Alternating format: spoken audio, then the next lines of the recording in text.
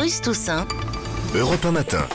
L'actualité internationale, Didier François, bonjour. Bonjour. Alors vous avez relevé cette information étonnante, c'est moins qu'on puisse dire, traitée sur une double page dans le très sérieux Wall Street Journal, le grand quotidien de la finance américaine, qui s'inquiète de ce que la Chine soit en train de faire main basse sur des centaines de milliers de vaches laitières à travers le monde.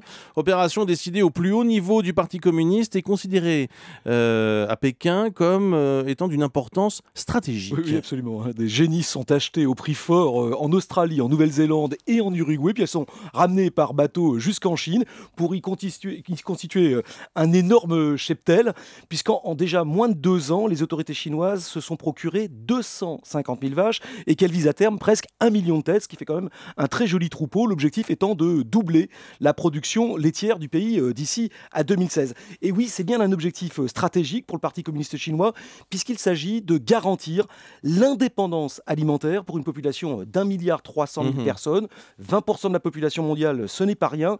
Et c'est d'autant plus fondamental pour les autorités chinoises qu'elles avaient dû faire face en 2008 à un énorme scandale de lait contaminé. 300 000 enfants avaient été touchés dans les écoles, ce qui avait provoqué l'un des tout premiers mouvements de protestation à l'échelle du pays, une révolte nationale exceptionnelle en Chine, et que le Parti communiste ne veut absolument pas voir se reproduire.